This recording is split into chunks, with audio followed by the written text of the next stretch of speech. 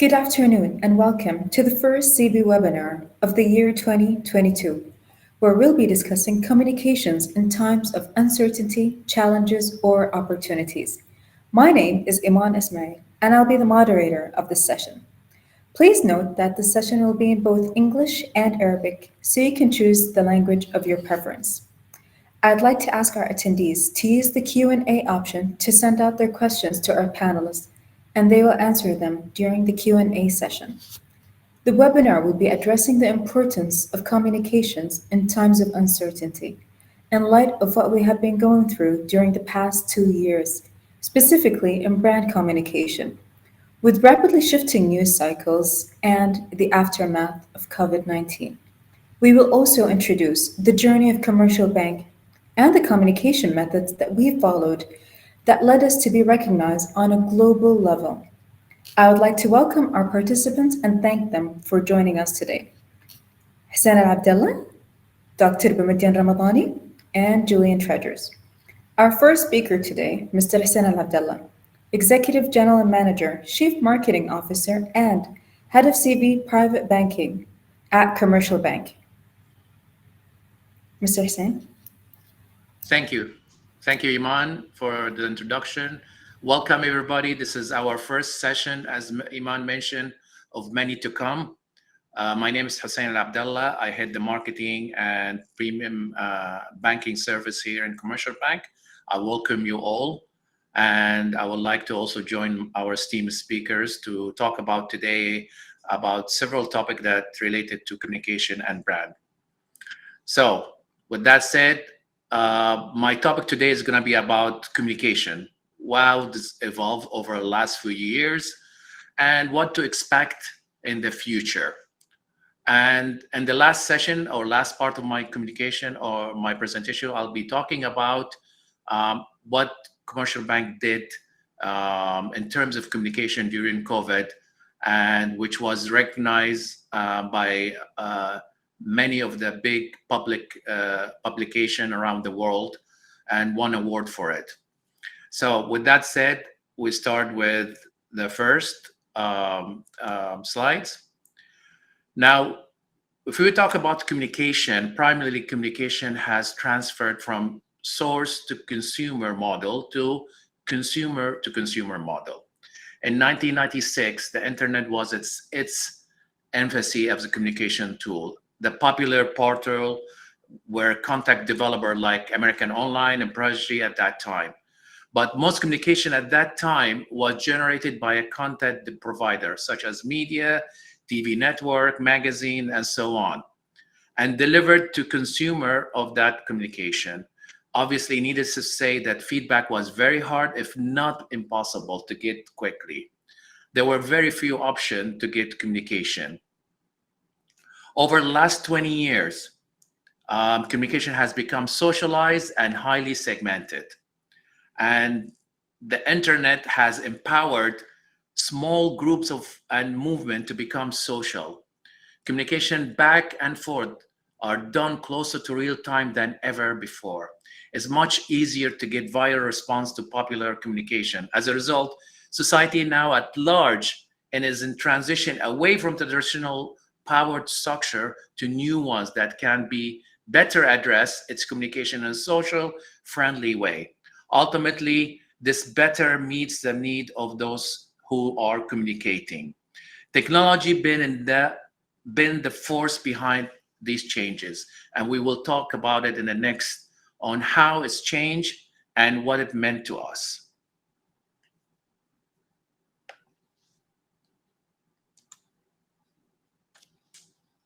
So if we want to talk about the technology and how it's affected the communication, I would categorize it on 5 items: media, marketing, communication technology, and workplace. And the end, we'll talk about how this is affected and somehow negatively on day-to-day interaction with each other.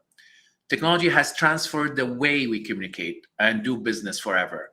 It is the most useful tool we have and constantly being updated with new devices, program, or platform. Businesses must utilize communication with these tools in order to be successful because of how much society rely on technology. Communication was primarily through landlines and desktop in the past, and now there are smartphones and laptops, giving us the ability to work seamlessly while traveling or remote or in the office. But most importantly, technology has changed the way we communicate with our client and each other, as you probably know as now. Now,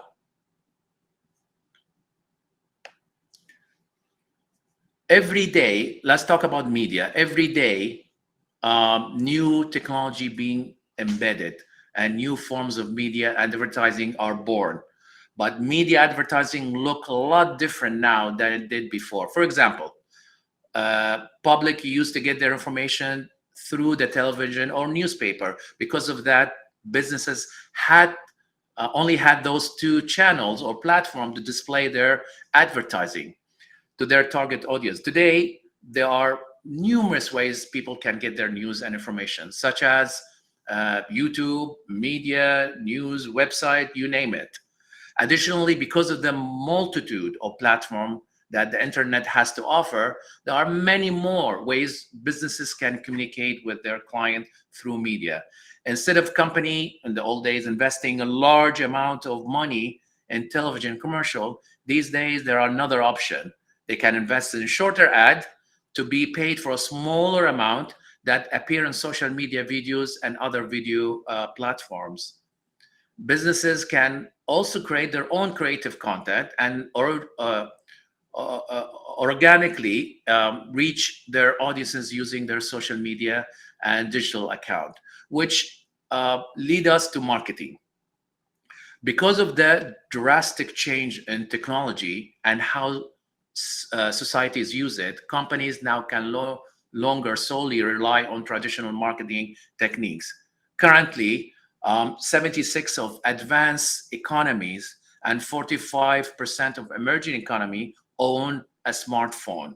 Additionally, 67% of advanced economy and 49% of emerging economies uses a social media.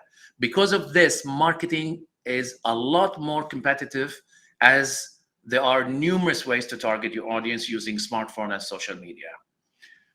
Some of these or some of the new effective way includes SMS marketing, email marketing, paid Facebook, YouTube, Google Ads, and so on. In addition, due to the shift in advertising and technology, companies need to constantly optimize their messaging strategy. Technology has changed the way you communicate with your audience and create your messaging. Certain tones of appeal target differ from audience to audience. Popular type of advertising appeals are personal, human, fear, musical, and so on. When we talk about communication technology, the technology advance in the past decade means that almost every person has a smartphone or computer. This means many employees can utilize their personal devices in the workplace to improve their in-office work or even work remotely. Also, because of this factor, a lot of companies have implemented policies for employee to and allowed them to bring their own device to work and use them to work from home as well. This situation can improve employee productivity by being able to use their own devices from any location, but this can also poses problem when it comes to data breach and information security. Speaking of which, collaboration, workplace communication, collaboration between employee and has now been easier than ever because of the improved communication tools availability. With the use of video chatting and presentation, example now, and numerous program, teamwork and collaboration can appear seamless. Technology in the workplace has not only improved communication, but increased efficiency, productivity, and even employee morale. Some benefit technology has brought to us to the workplace included such as Zoom or video chat, what we're doing at the moment, With this feature, you can connect and communicate, obviously, with people from different countries, and work remotely. iPad and tablets, these devices became extremely useful for travel and visits because you can pull up documents and take notes very easily. Cloud-based system, with cloud-based system, you can also, employee can also upload documents and files to one location and can be accessed from anywhere. LinkedIn social media played a huge role where you can now reach out to your peers and communicate directly and develop new connection. Now, spoke about these kind of enhancement that's happening in our way of technology and communication, but there's also downfall. Technology has done amazing things in terms of communication in our society, but it also has created some unfortunate issues. Technology has changed the landscape of face-to-face interaction. We don't need it, unfortunately, very much anymore. However, creating personal connection in business is essential. And sometimes only communicating through technology can appear impersonal. For me, and this has happened also during the COVID, body language and tone of voice are important part of interacting with one another, but it can be lost in translation when communicating virtually. It is important to use technology to communicate in preferred way and method of your client, but if you can meet face to face, it's a much better. Now let's talk about what we expect to happen in the future. Now, having said that, obviously, for me personally, the key word is connectivity. And I'll tell you why. According to new statistics from numerous places, the average user spends 7 hours per day on the internet, and over 66% of the global population spend 4 of these hours on their cell phone. In 1 year, the average mobile speed increased almost 50%, and estimated by a lot of people, by 2026, 5G expected to represent half of mobile traffic. As the world grows increasingly relying on digital technology, business will need to maintain a constant investment in their connectivity infrastructure to stay competitive. Now, here's why. Connectivity will bring instant access to a lot of people. As connectivity expands and improves, global communication will become increasingly instant for more people. Wearables, technology, biometrics will improve health and fitness. Manufacturer will partner with top research and develop team to leverage emerging technology and create the most efficient process for producing longer lasting products. Now, while top of the line technology spreads throughout the developed world, lower and middle income countries will start have easier access to more traditional product. Internal adaptation in near universe in most developed countries. So next major surge of growth for company will come from expanding into these developing markets. The introduction of new culture and Western platform will increasingly influence digital trends. As global connectivity broadens, the next big thing may come from the smallest of the village. Now, consumer expectation and independence will be a key word here. Now, along with the improvement in digital connectivity comes higher consumer expectation. As they become more accustomed to faster speed and better latency, people increasingly expect to be able to enjoy richer, uninterrupted content wherever they go. More customers will use more complex application on their devices, where put greater pressure on network provider not only to maintain the quality of the service, but to improve it. These days, successful business and user experience depend on seamless connectivity. And those who invest in the newest digital technology will take the lead. An outdated digital infrastructure made one dependent upon downstream communication from information that will influence your decision. You can only be told, not respond. But true communication requires the give and take of both the speaking and listening. An individual fiber-fed broadband gives you that seamless access. Now, even more than what we may realize, digital connectivity have impacted every area of our life, from going to doctor, from shopping to supermarket, from business to deliver their product or service to the customer to make the use of these platform. Connectivity has become critical. As the trend spread to the developing world, connectivity requirements will explode, requiring new level of security and repairs as they evolve. Empower yourself and take responsibility for your own communication. This is the future of connectivity.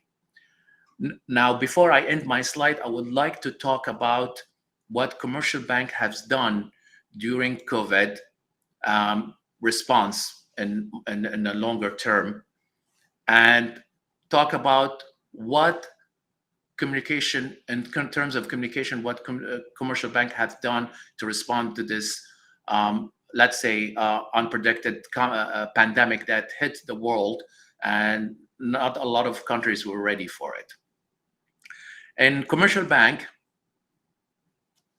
the bank has responded immediately to the situation. And there were obviously so many factors that happened at that time, but I want to just focus more on the communication part and how we actually adapted our style of communication during COVID, because it was totally different environment. Customers and staff were not able to reach out to the branches or to the workplace, and we needed to adapt ourselves immediately to it. Now, in terms of communication for staff, what we've done here is that we created something called CB Fika. Now, CB Fika, it's a platform, and it comes from the Swedish terms. It's called coffee break, where employee can gather through Zoom on a weekly basis to discuss their concerns, share idea how to cope with the current situation, exchange also the experience, and stay connected to the positive and fun atmosphere. We have hosted numerous people who talked about their expertise and also talked about the pandemic and how to tackle it. It was a very useful communication tool and a platform where people spoke there and aired their concern out in this forum. The second part was that we created a WhatsApp group where staff had got access to CB recent news and announcements, especially during working from home, along with obviously the update situation with from COVID and latest announcement from the bank. Now, for customer, it was a different situation, obviously, given that they had limited access to the bank and its service. We had to take a different approach. We came up with several apps and services that tailored to their need. Among them is CB Household Worker, where for customers,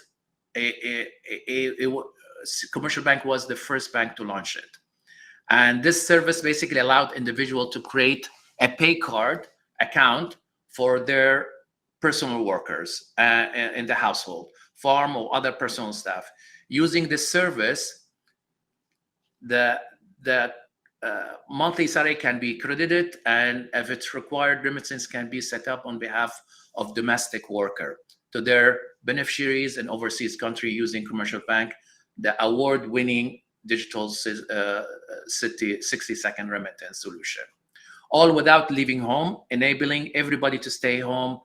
And essential service was created, and this is one of the thing that we're all proud of it, and hats off to all the people who actually work on this. This service was created in over 72 hours, literally over the weekend, and that was a demand and it was immediate demand and request from the customers and regulatories to create such service to help out our customers. The second one was CB Smart Payroll, which is it's used for companies. This is to assess their employees and digitally sending fund overseas. The new service is online, efficient, and following few simple steps, they can ensure that all workers can access their digital remittance. Obviously, one of the main and proud moment for us we have created a while ago is the 60-second remittance service, which came very handy during COVID. This 60-second remittance allow you to remit in different languages through various communication platforms, allowing especially the blue-collar customers to stay safe in their accommodation while having full control over their financial account without the need to visit the bank branches. As a result, global publications have recognized our effort and dedication over the last 2 years by winning 2 prestigious awards. One is from Euromoney for the leadership complementing our effort and style on communication and precaution taking during the pandemic. The second was from the World Best in Marketing and Social Media from Global Finance. Now, this is also the end of my session. I thank everybody for listening to me, and I will hand it over to Iman. Thank you so much, Hussein. Our second speaker for today, Dr. Boumediene Ramadani, Associate Professor of Innovation at the Center of Entrepreneurship at Qatar University. Dr. Boumediene, you may start your session. Thank you, Iman. Thank you very much. And thank you, Mr. Hussein, for a very interesting talk. And thanks to the Commercial Bank for inviting me. Really, I come to this from a completely different point of view. I think Mr. Hussein told you the story behind the banking, but I come to this from an innovation perspective. I will dwell more onto that in a few minutes. So my talk today will center around 3 main questions. I talk to a lot of CEOs here in Qatar and overseas, and they tell us they are facing a lot of difficulties with regard to communicating with their communicating with their consumers, but having to do that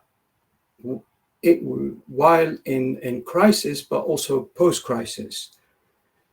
So some of the questions that get thrown at us as academics is, how do you deal with such a situation? You've got a recognized brand, and what do you do? What are the things that are available to you to make sure that you reach out to those consumers, but also engage with them in different ways? So these 3 questions I'm going to tackle in my talk, starting off with the first question.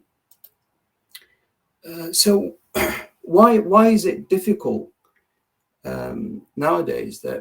Why is it difficult to communicate your brand?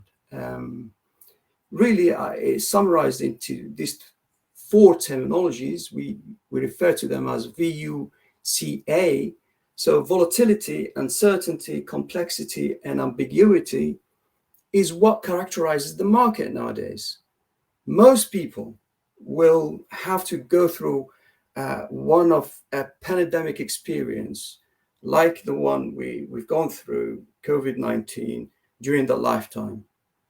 We know also that we feel that a major recession is coming with all these interest rates hikes and all of those. A lot of economists predict a recession, and also we've got a lot of conflicts around the world.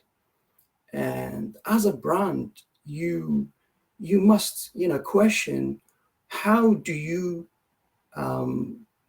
engage with your consumers? How do you cope with insufficient insights? In the past, a lot of studies have looked at the gut feeling of the CEO and how they manage situations that come across them. But there is what we call the new normal, and this new normal is characterized by this, no insights, no foresight, and really many of us are facing a world that we don't really understand that much. So as marketeers, what are the things that you have to be really thinking about when you're doing this, when you're looking after your brand?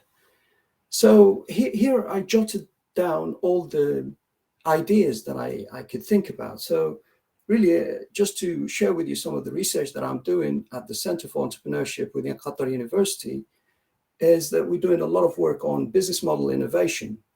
So for me, branding is a promise that a bank, a retailer, or any other businesses, stores give to consumers, right? And they have to engage those consumers with the brand, right? That's what a brand is. It is one of the most important and valuable assets for the company.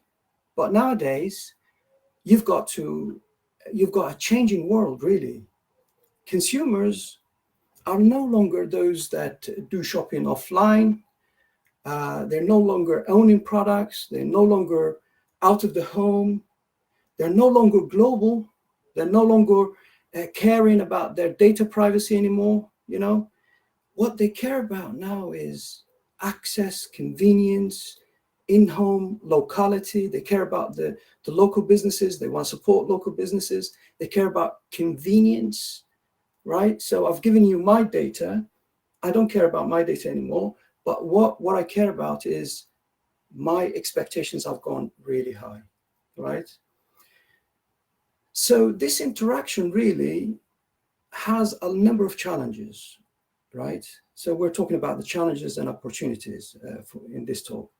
So the challenge is that I don't understand my consumers anymore, but also I don't know how to engage with them. So is an offline mode the right mode? Mr. Hussein was talking about, smart payroll that was accelerated and developed very quickly for the bank.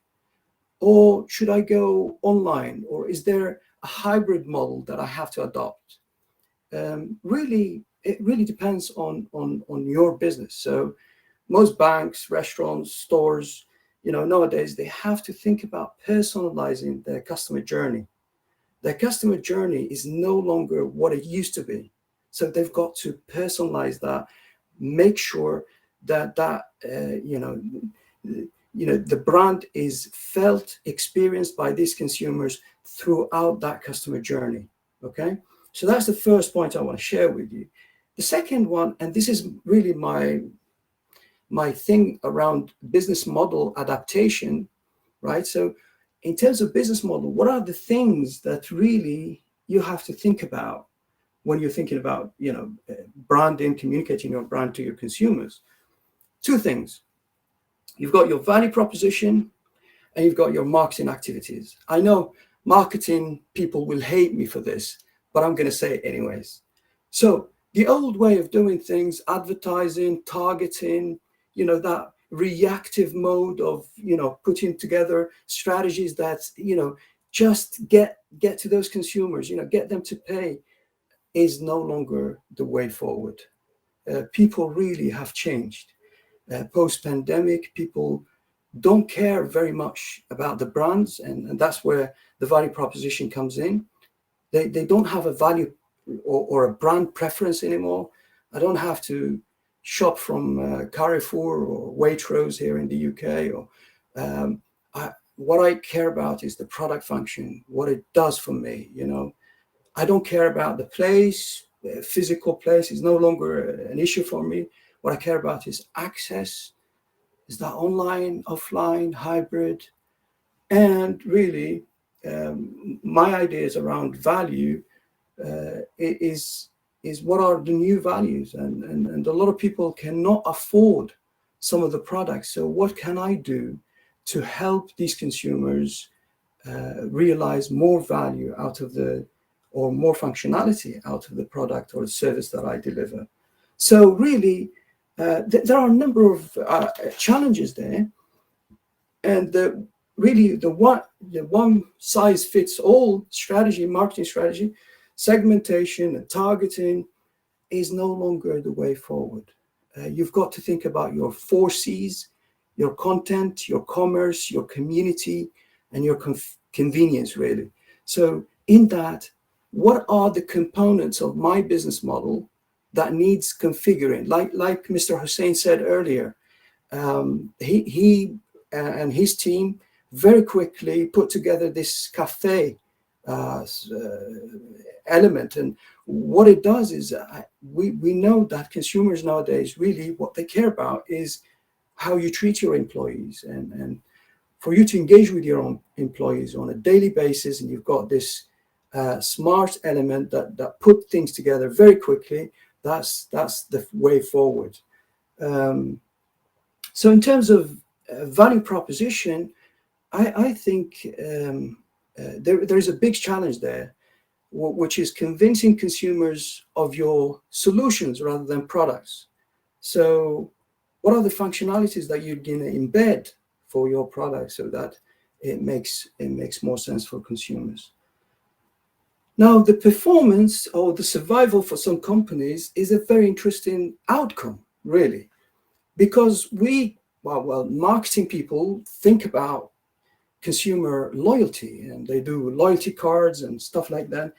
Yes, that is absolutely essential, and it worked in the past, but now consumers are changing habits, changing where to go, what to shop for, when to shop, how to shop, and all of these questions you must really think about in bringing together a value proposition that the brand can survive from. Look, a lot of us are, or should say this really, a lot of people to engage with the consumers during the crisis or pandemic, what they did is they said, we really care about you, right? We have invested so-and-so in Hamad Hospital or the NHS in the UK. We really care about our nurses. We do this, to engage the emotional side of the consumer. But really, if people are getting really more savvy nowadays, they know that you're after the profit, right? If you can convince them of the pro-social elements of your core offering, your value proposition, then they might actually engage more with your brand, right? So, as I said, this is really my thinking around what are the challenges and opportunities that you should really think about while in a crisis, before crisis, while you are in a crisis, and post-crisis. So if you ask me, right, okay, we know that this is the world that we live in now, and our consumers are different sets of animals now. So how do we communicate our brand? How do we make sure that we engage with our consumers? How do we make sure that promise is delivered to our consumers? Then the answer really is quite a complex one too, really. So there are, as an academic, I love a framework. I love something that I could refer to. Shoemaker and his colleagues on 2018 put together a really nice article in California Management Review, really nice article that I picked up this framework from, and I think it's a very helpful framework. So it's got really 6 stages that you have to go through, but I'm going to focus really, look, you've got to, so this complex world of, difficulties and complexities, you've got to be able to anticipate what's going to happen. You've got to challenge the status quo. You've got to have data. Mr. Hussein was talking about connectivity earlier, but really there's a lot of back office data that commercial bank can tap into any time. And that makes the decision for where to go, how to go, which consumers to prioritize very, very easily done. And look, aligning your brand to the values of the consumer is absolutely paramount. If there are mismatches, you're in trouble. And finally, really the elements of learning. What can we learn from what we're doing? Are there mistakes that we are making, and how can we correct those mistakes? So finally, really, I want to share with you some of the things that I could pull together to help you do the right thing when it comes to branding. And you've got to have a response plan ready for every situation that could face you. And really, I'm going to talk to you here very quickly on what are the things that you could do to make it easier for you to communicate that brand effectively. So the first thing I'm going to talk about is anticipation. So how do I anticipate? Mr. Hussein was talking earlier about, connectivity and all that data that you have within the business. Really, you've got to be able to tap into that mass media as well as social media to see what's going on, and to be able to see if you could put scenarios, maybe 2 or 3 scenarios together to manage crisis. And really, to me, it's like a fire drill. If you want to do this properly, you've got to be ready, and you've got to be ready for that crisis. So, okay, we've got a situation and we've got crisis, say, for example, a recession in the next 3 months. What are we going to do about it? You've got to be ready with that, and you've got to have employees, on the ground, talking to consumers, getting their feedback, and hopefully, sensing what's going on, and finally, really, you've got to go to consumers where they are. It's no longer, if people are shopping from home, you've got to go to their home and see what they're doing, how they're doing it, and how you can be part of that home shopping, smart shopping mode. Okay. Look, if you want to forget about all these stages in the middle, then forget about them. Really, you've got to have scenarios that will cater for different situations at different point in time. In that middle space, you've got to have data that will back you up on every decision that you will make. Really, what is that data? It's all those smart apps that Mr. Hussein was talking about earlier, that you can pull together very quickly, put them together, and hopefully get some sort of understanding of where things are and whether you need to correct the course of action when things are happening. And finally, really, as a learning experimental method at the end, look, if there is something that consumers are asking for, then just, have it out there, just put it out there and see what happens. And, don't be afraid that there will be mistakes. There will be failure modes that you should really focus on. Correct those failure modes and, get back to business as usual. That's about it from my side, really. If you want me to share some of these slides, I'm happy to do so. You can get in touch. Here's my email address, and please link up. And yes, look forward to more webinars with the Commercial Bank. Thank you very much. Thank you so much, Doctor. Our last speaker for today, Mr. Julian Treaders. You may start your session. Thank you very much indeed. I want to suggest that there's a skill crucial in life, crucial in business, and crucial in marketing that most of us forget, and yet it's really important. I want to encourage all of us to listen.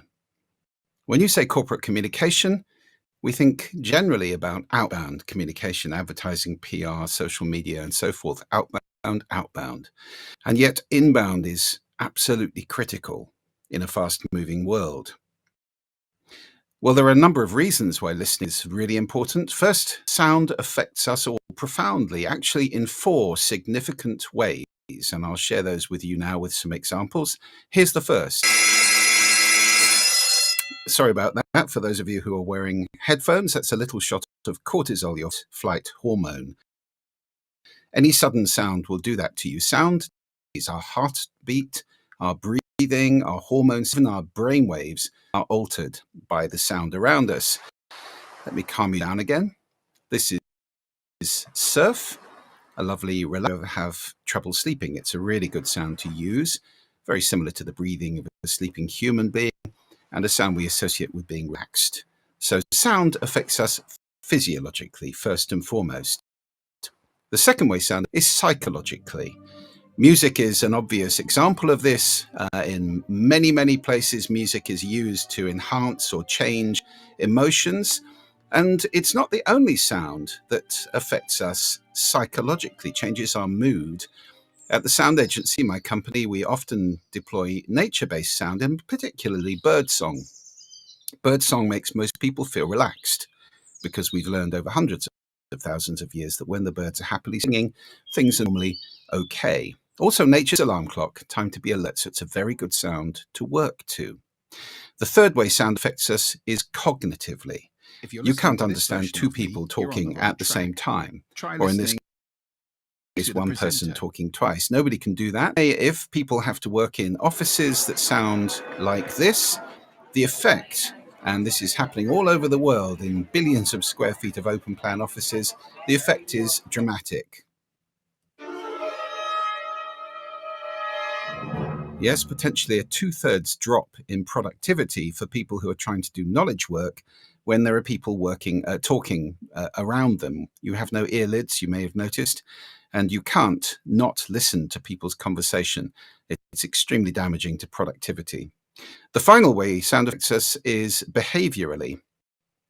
And if I were to leave this sound on for the rest of my short presentation, I think you'd probably go somewhere else. Of course you would. We will naturally move away from unpleasant sound if we can.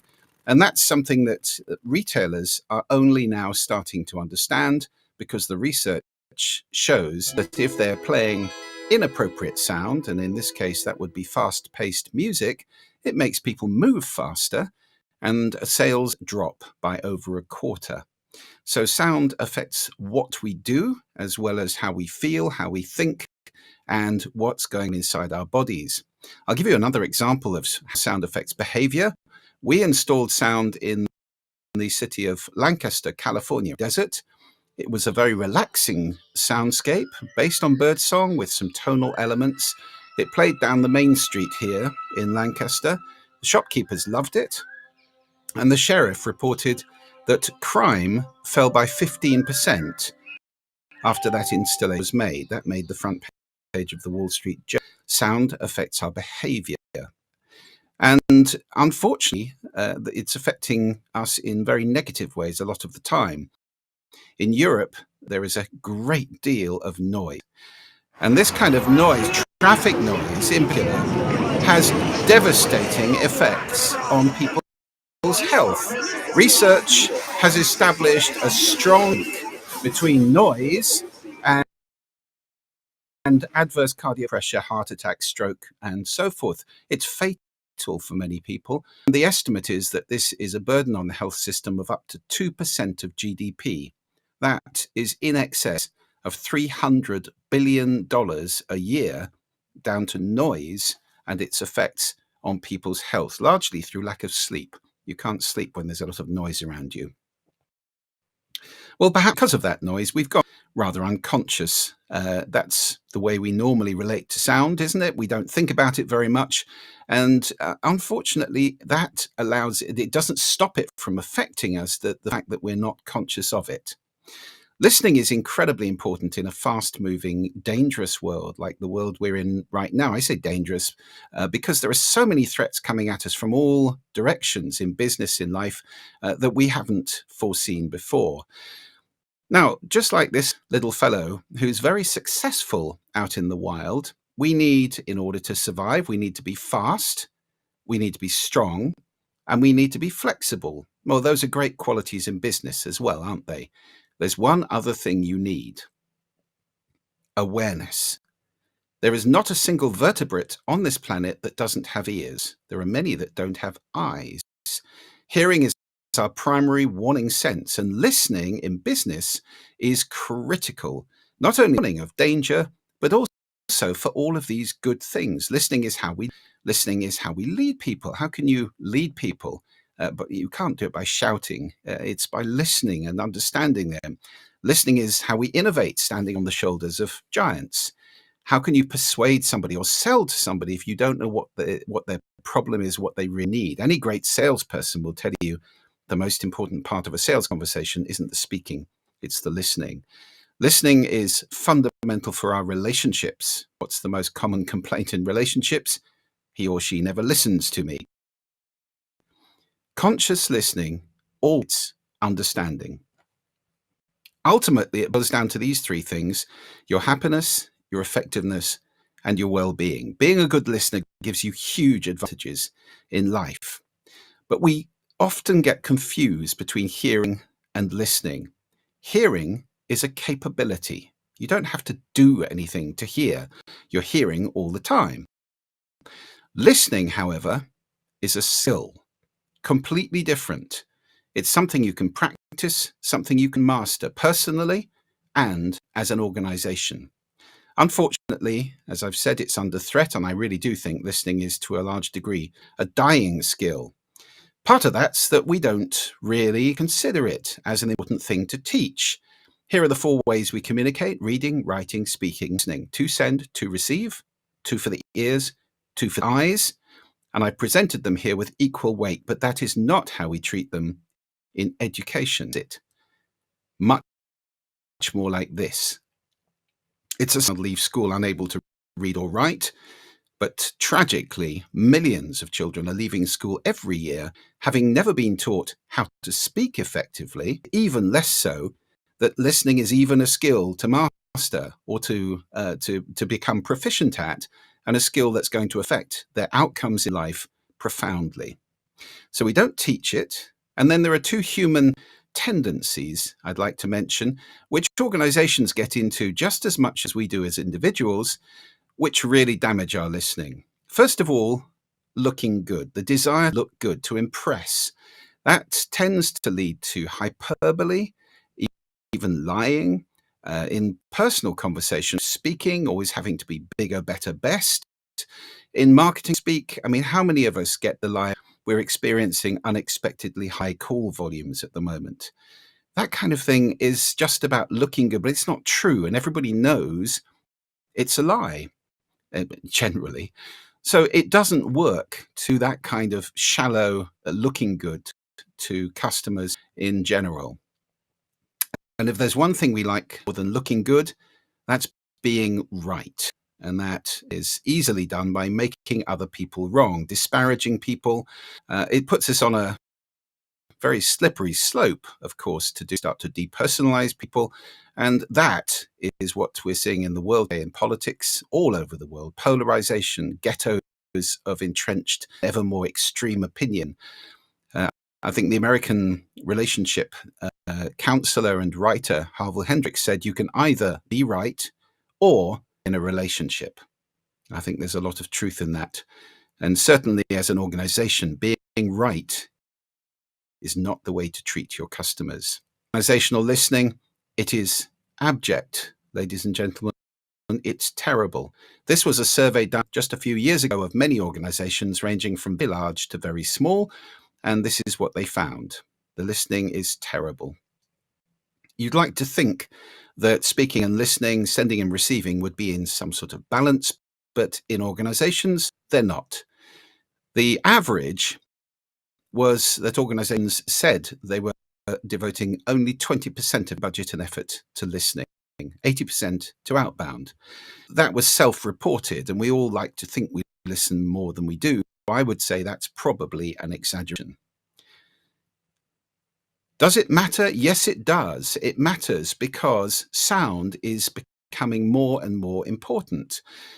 Just in terms of outbound communication, fascinating report by Act recently found that the most effective icon or cue that you can put into your marketing isn't visual, it isn't a celebrity, it isn't colors, fonts, logos, or anything like that. It's a sonic brand cue, something you own, which is iconic in sound, 8.5 times more likely to be remembered and far, far more powerful than any visual medium. I would say we're experiencing a revolution in sound. It's happening right now. We're moving from the world of confusion, of loads of apps on phones, of tapping screens, of keyboards, looking down all the time. That is changing, and we're about to move to a world where we interface with all this stuff through our ears, using an intelligent agent in sound. Think Jarvis from Iron Man, that kind of intelligence, artificially intelligent, so far better than the current Siri, Alexa, and so forth. This is about to happen. I'm talking a short time frame, maybe 3 to 5 years. You'll be talking to something which can speak back to you and isn't just a list of pre-programmed responses, which is learning all the time. That is going to change everything. And it means that there's a gatekeeper for marketing in sound, which is going to be something you have to negotiate with by becoming more and more interesting, by developing great content, and by becoming attractive enough to have people request to give you access. Now, listening organizationally has huge effects. The Organizational Listening Project that I mentioned earlier found that the organization rated as higher listeners, better listeners, had more of the stuff on the left-hand side of this chart. Those rated as worse listeners had more of the red side of this chart. I wonder which side you want to. Listening makes a difference to the bottom line. So what is listening? It's a mental process, and I call it I define it as make meaning from sound. And the important thing to realize about your listening is that it's unique. If you want to communicate well with people, it's a big mistake to assume everybody listens like I do.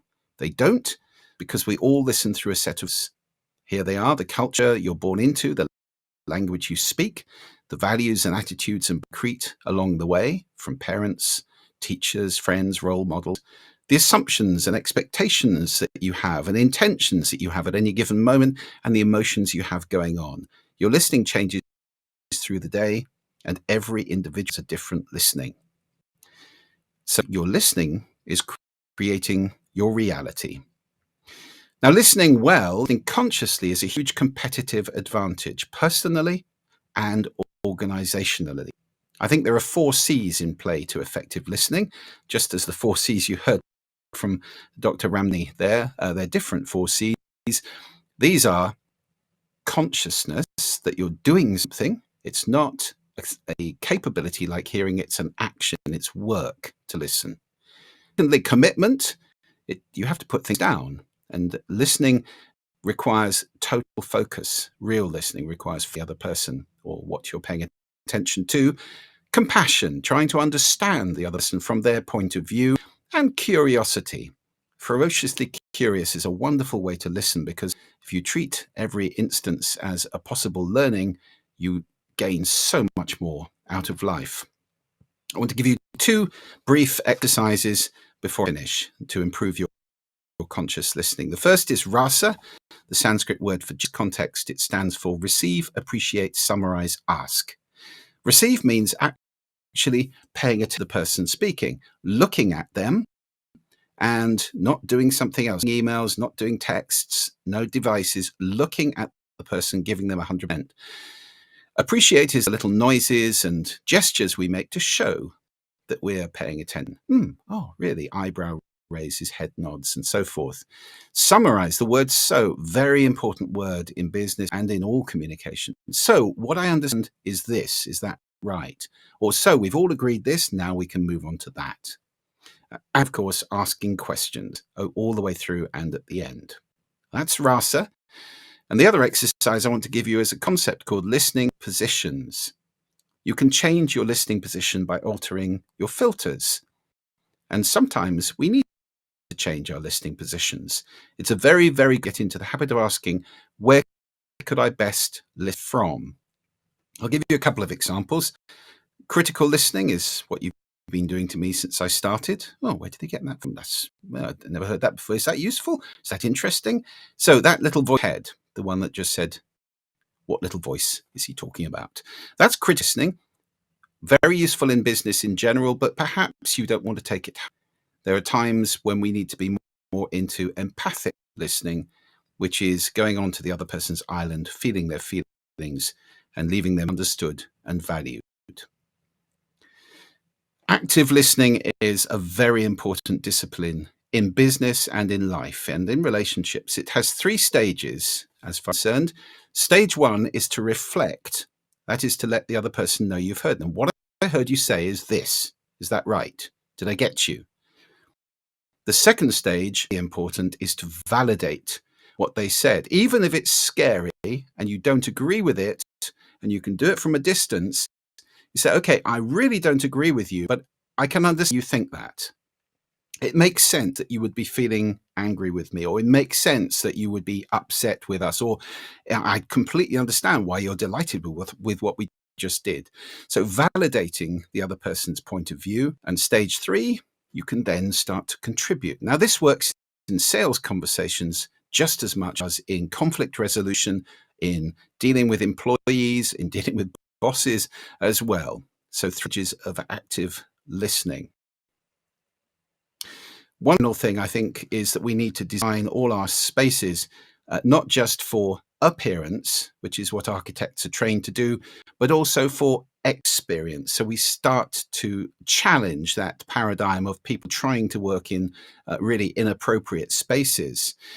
I'm very proud to have been involved in the design and development of a new way of doing that called MoodSonic, which is now working with companies like Microsoft, LinkedIn, Facebook, or Meta, as they now are, to improve the oral experience of people working in office spaces and in healthcare.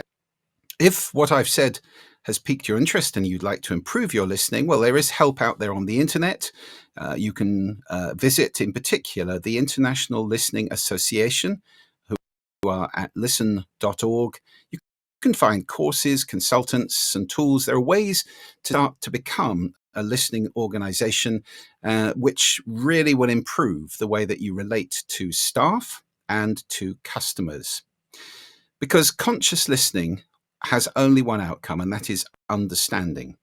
And I think never have we need that more than we do in the world today. Well, thank you very much for your listening to me.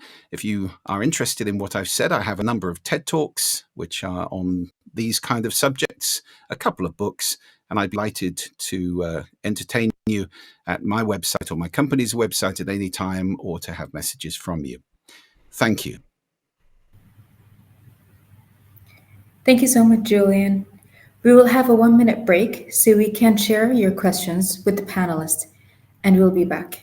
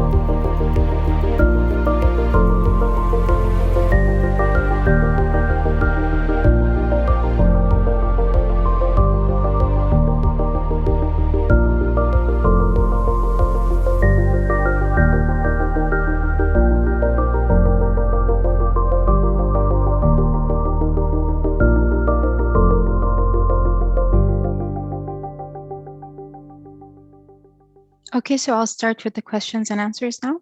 I have a question for Hussein. So the question is, commercial bank has set an example. of communicating with customers to address their needs in difficult times. How do you measure success of your communication tools, and what is your main focus on social media platforms?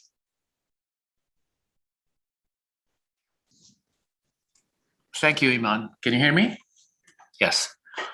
So the idea obviously is that the way that we measured success during the pandemic is that we've seen a lot of reaction happening, and given that obviously we were trying to push as many as possible toward usage of the technology and the service we have, it was imperative for us to see how on the other side the usage and interaction with our mobile banking and internet banking have developed, and we've seen a surge on that terms when it comes to number of user and registration and login has increased tremendously. That was a big sign for us as whatever we're doing, it helped. Another part is that we've been not only been recognized by the international publication, as I mentioned earlier, but also about regulatories where they've seen the way that we handle the situation during pandemic in terms of communication, addressing the needs of the customers and also the staff.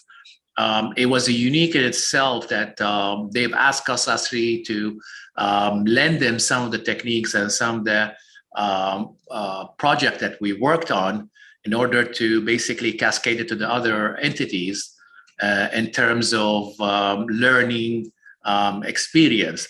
It was a big plus and bless for us to know that we led the market in terms of how we actually addressed the situation, and it made us feel good and obviously encourage us to do more for everybody.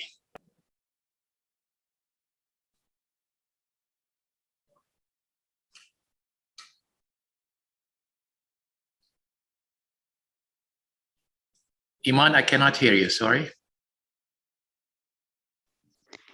Thank you, Hussein. I have a question for Julian. In reality, like in an office, how can you apply the theory of isolating noise and developing better attention? Sadly, that kind of active noise cancellation doesn't work other than in headphones. So in a noisy office, you have to look at acoustics and perhaps improve the acoustics of the room. You may want to look at space design, and there's something not often considered actually. Maybe there's a noisy team, like a really lively sales team. You don't want to sit them next to your accountants who are trying to think and work with numbers, for example, and are probably very quiet. So space planning can have an effect. Thinking about noise sources, equipment, machinery. Do you need that coffee machine in the office space, for example? And then also perhaps a masking sound which can help to reduce the disturbing impact of other people's conversation, which is the most distracting sound of all, OPC, other people's conversation. And mood sonic, I mentioned earlier, is biophilic masking sound. There are plenty of other kinds of masking sound that you can deploy, which just make it harder to hear people several desks away, whilst you can still hear the conversation you want to be on or work quietly.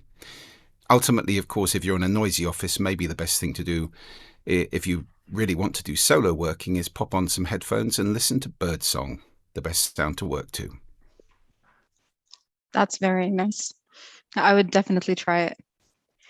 Okay, a question for Dr. Bamidyan. What are the challenges for the marketers in terms of forming a relationship with customers, and how do we overcome those challenges? Thank you, Iman. Really, I think it's a great question. So I've gone through a number of challenges, but if I was to summarize it, here we go. So you've got your consumers and you've got your brand, and that relationship between the consumer and the brand is challenging the status quo. So you've got to put things in place that will enable you to get that engagement, that ongoing engagement happening. So basically your consumers have changed their habits. They've changed loyalty, they've changed preferences, they've changed. So things like that are actually challenging the businesses. Now, what you need to do really, from my perspective, is to look at your business model and think about how you could change or adapt that business model to engage further with your consumers.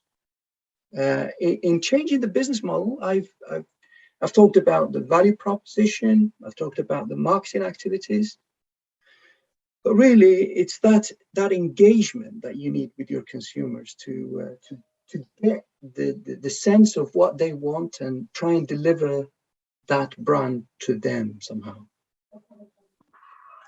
Very good. I have a question for Hussein. In the world's next pandemic, God forbids, and being the most innovative digital-led bank in Qatar, do you think technology will be the only shred of protection for a survivor at the banking business? Good question. Yes and no. Obviously, technology will lead in the God forbid next pandemic. Obviously, we're not yet totally out of it, unfortunately.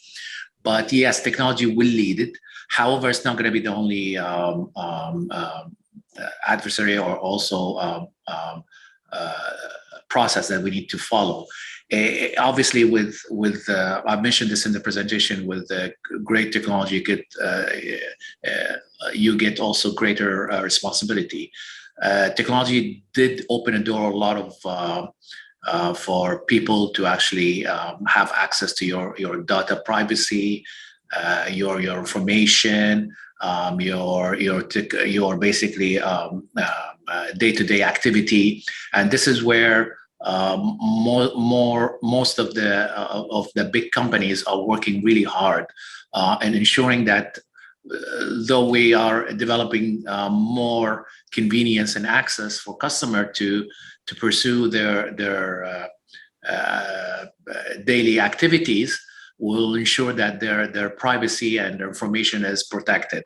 That's a constant challenge. It's not going to change. We had it in the past, and it's going to continue in the future. So there's going to be part of the customer or consumer responsibility to ensure that their information is not leaked by basically following the protocols, ensuring that following the recommendation from their banks or their institution on how to deal with their account. But in the same time, the big companies and big tech companies and banks are working tremendously hard to ensure that they're protecting customers' information at all costs. So it's going to be a constant battle. It's going to be there in the future. The more we advance, the more ways they're going to find to access your information. So it's a dual responsibility between the provider of the service and the consumer to ensure that their information is protected. Okay, so what's the next step for Commercial Bank on social media? Any new initiatives in the pipeline? Well, speaking of the same subject, obviously, actually, the question was on the spot. One of the key elements for us in Commercial Bank is data privacy and data protection. And a few months ago, we have launched CB Safe, which is iconic by itself, that educate and inform customers of how to protect their information from hacker or people who actually try to access to their details. And our part, obviously, where this is an utmost task for us to ensure that customers will protect it. On that stage, we have recently just won a global award again for being the best and providing awareness for phishing and hacking of information from global finance, which is a tremendous recognition for us. But for us, there's a lot of things that are coming up in the future. Our type of communication relies heavily on human interaction, human theme. We believe that the consumer is the center of attention. So whatever we're going to do is to ensure that we tailor our product and services to basically serve the customer needs. So keep tuning in. I hope that everybody by now subscribe to Commercial Bank. It's CBQ at, and please follow us because there's a lot of information on your daily activities and banking activities that it can be of interest to you. Thank you so much, Hussein. Dr. Boumediene, what are the techniques we should follow in order to connect with our customers and to be able to communicate our brand effectively? Right. What are the techniques? Really, the thing that you need to be, very vigilant about is you've got to have a pulse, some sort of pulse within the company. That you've got people on the ground. You've got to engage with them and say, look, we need to know what consumers really care about. Okay, you've got your surveys. You've got your back data, you've got your real-time analytics. All of those, I feel, are extremely essential when it comes to a business. If you can pull that data together, as well as your own experience within the industry and looking at, the signs of where things are going, the one technique I think is that what is data telling me? Well, what our consumers are telling me? And, that continuous, pulse checking, if you like to say, I've got a Fitbit here, is you've got to have something like that, that checks your pulse. And if there are any signs of crisis, any signs, you've got to also be ready with your scenarios, You've got to know if next 3 months we've got a recession, what am I going to do about it? How am I going to treat my customers? What are the channels that I'm going to put in place for this particular crisis to reach out to these consumers and hopefully get them engaged with my brand? Thank you, Iman. Thank you, Doctor. Julian, if someone displays certain signs that they are not really listening, playing with their phones, or not keeping eye contact, what is the most polite way to bring them back so that they can be focused? Yes, it's a tough one because generally it doesn't work tremendously well to start blaming people and saying, you're not listening to me. I'm a great believer in contracts. If you have something very important to say to somebody, even if they're a very busy person, it's okay to say, can you give me 5 minutes of undivided attention? I've got something really important I'd like to communicate to you. And then they say yes, and you have a contract. And then I think it's perfectly fair for you to say, you did say I had 5 minutes. Can we still stay to that? Otherwise, attention can vary. It can be a cultural thing. Different cultures have different ways of handling things like looking at screens. And it may be that you need to make a contract with the whole room. If you're doing a presentation, ladies and gentlemen, can I ask you please for the next 15 minutes to put your devices away? Is that okay with everybody, or does anybody have anything? That kind of contract, if it's important to you, do it up front rather than let it be natural and then get irritated by the fact somebody's obviously doing something else. Scott Peck, the American author, said, you cannot truly listen to another human being and do anything else at the same time. So it's a rare thing these days that we give somebody 100% of our attention. And for everybody listening to this, I do suggest you try that, perhaps with your family or your colleagues. Do nothing else. Pay attention to them, rasa, receive, look at them and so forth. You may get the response, what are you doing? Because most of us are not used to being listened to like that, but it's a great gift that you can give freely to people that you care about, people that you work with, and it really works. Thank you. I have a question for Dr. Boumediene. The question is, you mentioned that the rushing towards brands and reducing considerations and customers want items accordingly. To how to help them? What are some of the best possible ways that you can suggest to put this across? So, if I get the question, it's all about understanding what these consumers care about.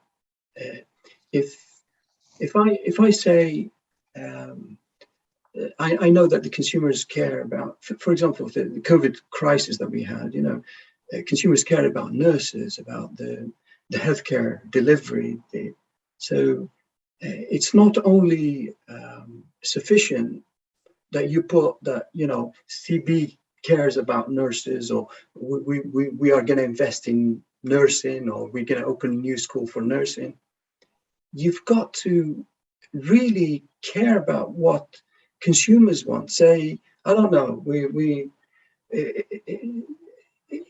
something like, I want this business to succeed by connecting with a particular segment of consumers. So say, for example, we're opening accounts for, nurses and giving them, I don't know, £1,000 discount or whatever, whatever works for the company. So my suggestion is this, that if you want to engage those consumers, connect with them, your values, your brand values have to be aligned with their values.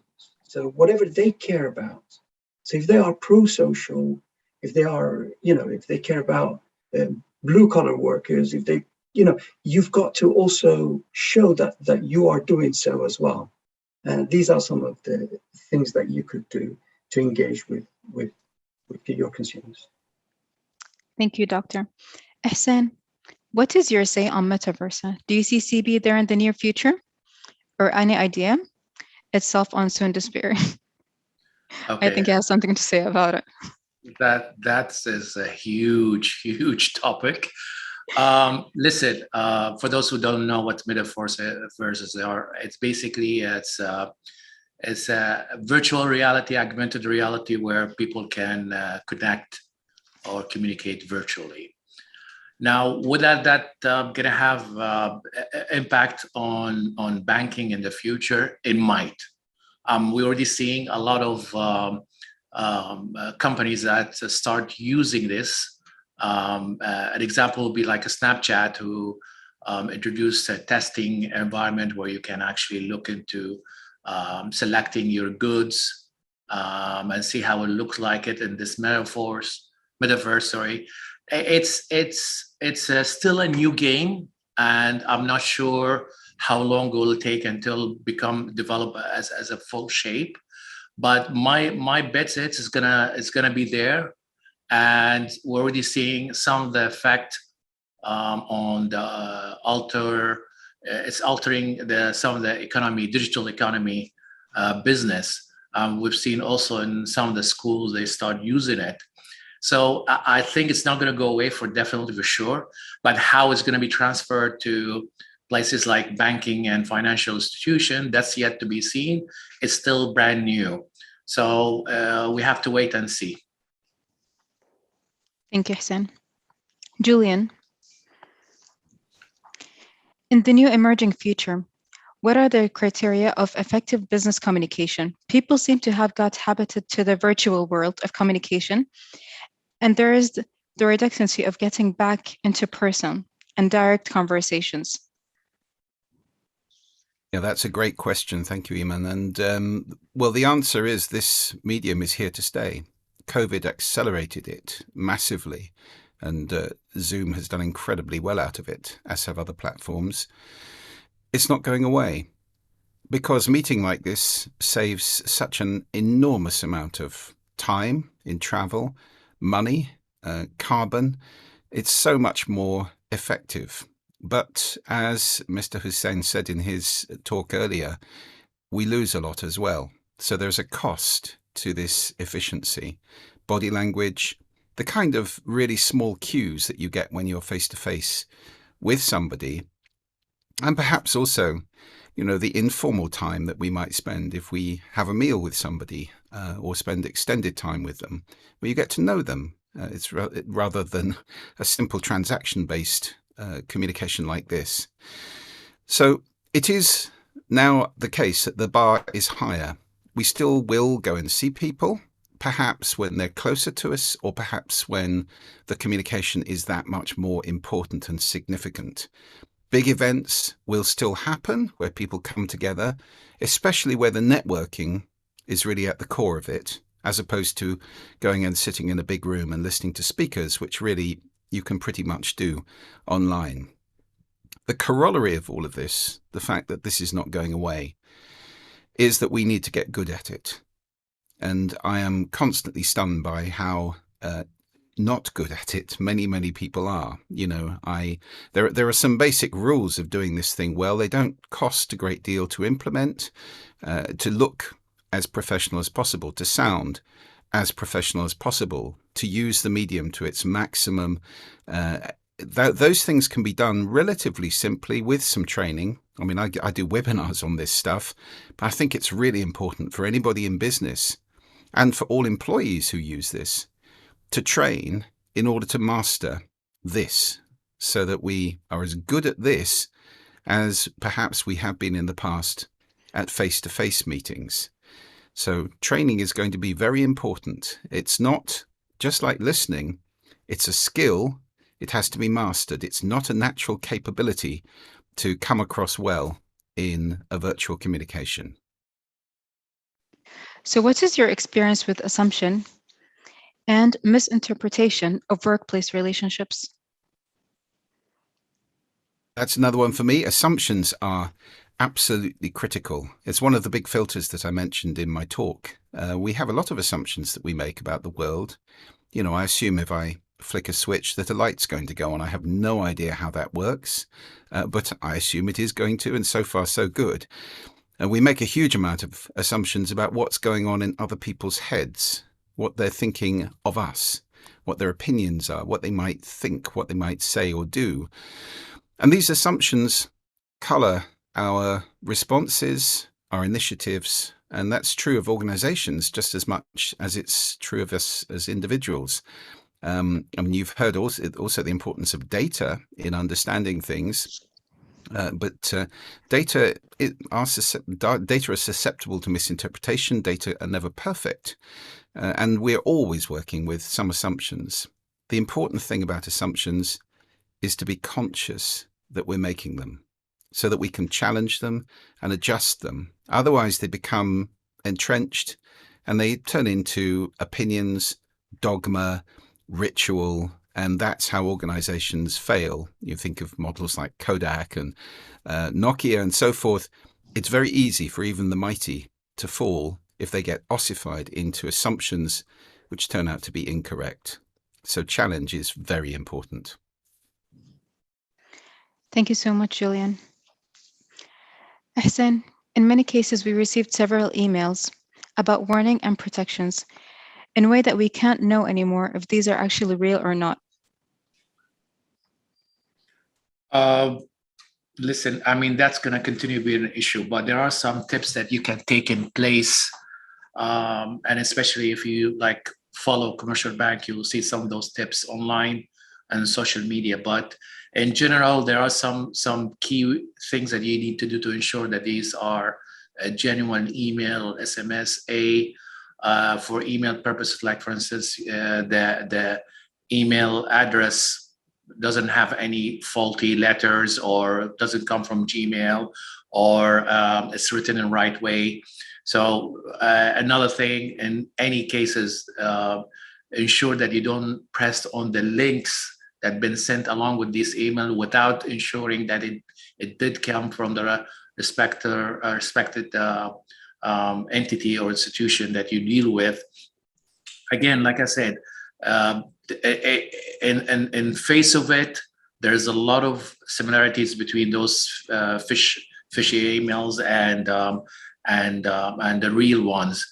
But if you keep taking these tools or these steps in place in your mind, then I think you're going to be safe. Follow us on under the term CB Safe on our social media. There's a lot of tons of tips that can help you to protect yourself and friends and family from phishing emails and SMSs. And genuinely, it's gonna protect your data information. Okay, so Hussein, last question. How does your organization take into account diversity in language, culture, disability when considering communication needs? Oh, that's another huge topic. Again, each diversity is a key component now in any business that you do. There is no one size that fits all. So you need to ensure that whatever type of communication that you send and talk to address the needs and the culture that let's say that segment is coming from. Let's say if we get to talk about what we do here at Commercial Bank, we've taken it from perspective not like I mentioned, not all sizes fits everybody. One size doesn't fit everybody. So you have a separate channels that we discuss information. We promote campaigns on social media like Facebook, you got TikTok.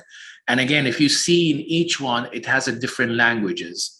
And every language actually tackles the audiences that we actually talk to. Now, there is a typical, basically a stereotype of how you want to address your message to them. And in our case, we make sure that we actually tackle their concerns more than anything else. So you will see a different type of communication going out to different segments. It's diversified. We ensure that we talk to everybody about their issues. So it's, again, like I said, it's an ongoing process for us. But in end of the day, we'll try to reach out to as many people as possible when it terms to communicate the information or relevant information. Perfect. Hussein Al-Abdallah, Dr. Bamidyan, and Julian, thank you so much for the amazing session. And thanks to all of our audience. Stay tuned and see you in our next webinar.